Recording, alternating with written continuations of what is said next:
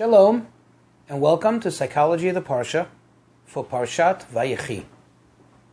The Parsha begins, Vayechi Yaakov be'eretz Mitzrayim. Yaakov lived in the land of Egypt 17 shana, 17 years, and then it concludes with telling us how old Yaakov was when he passed away. And then it goes on to tell us how he called his son Yosef and had him swear to him that he will not allow him to be buried here in Egypt. Rather, he will transport him to Israel and bury him together with his ancestors in the cave of the patriarchs. After that, it tells us how when Yaakov really neared the time of death, as he was getting weaker, how Yosef brings his two sons to be blessed by their grandfather Yaakov.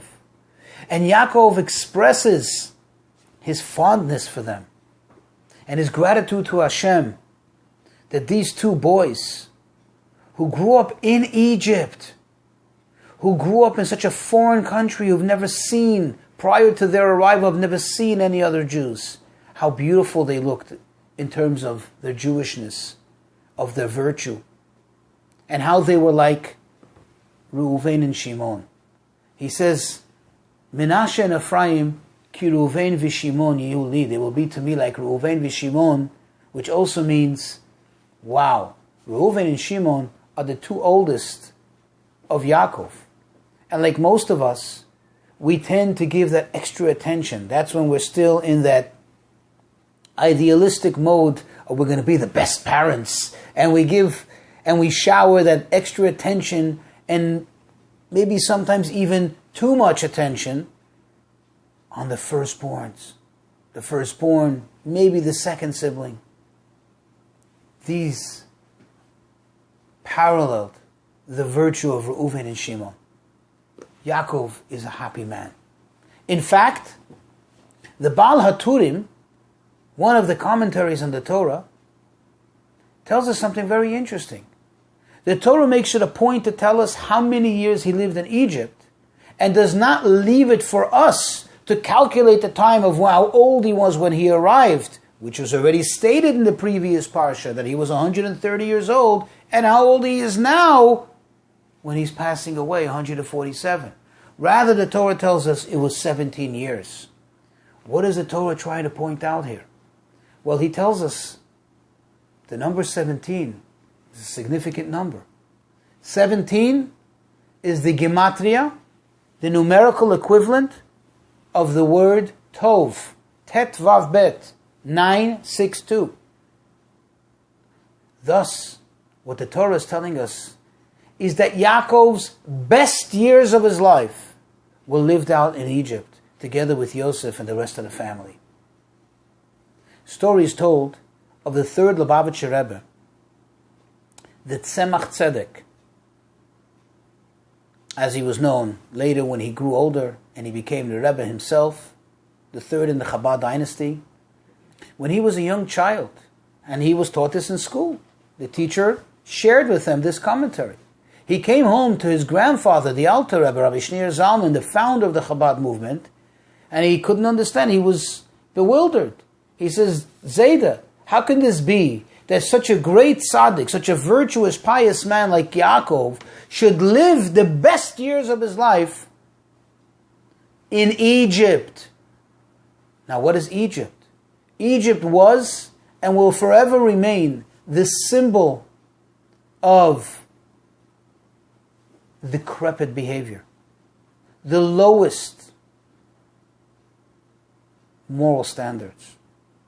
In fact, much later in the Torah, when the Torah wants to give us an example of the type of behavior a Jew has to distance himself from, the type of deviant behavior, the Torah uses the example of Egypt. It says, like the Egyptians that you lived amongst them, you shall not do.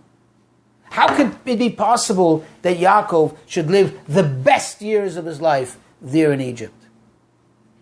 So his grandfather explained it to him, and he said, the answer for it can be found in last week's Parsha, where it says, Ve'et Yehuda shalach lefanav lehorot Goshna, that he sent Yehuda Lehorot. Lehorot literally in that context means to scout, to set up shop ahead, prior to their arrival in the city of Goshen, where they lived.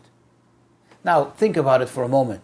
It's quite obvious that he didn't need to send them there to secure a good apartment or furniture or any other household needs. Yosef said to them, don't worry about all your possessions, leave it behind. You're going to have the best of Egypt here, which is understandable. Makes sense. He's the king, he has access to the best of the best, and that's what he provided to his father and to the rest of his family. So what then would Yaakov send Yehuda ahead for? Well, the answer is in the word lehorot, which doesn't mean only to scout. It comes similar to the word Torah, which means to direct, to set up a place of Torah study, to set up a place where as soon as they arrive, the children, as well as the adults, will have a place to endeavor in the Torah and its culture. Says the Alter Rebbe, that's how he was able to live his best life. The lesson is, even in a place like Egypt, even in the lowest of the low, if you set yourself up, and in this case spiritually, and you secure a place of study, and not only a place but a state of mind of study of Torah, then you can live the best life even there. Applying this to our day-to-day life.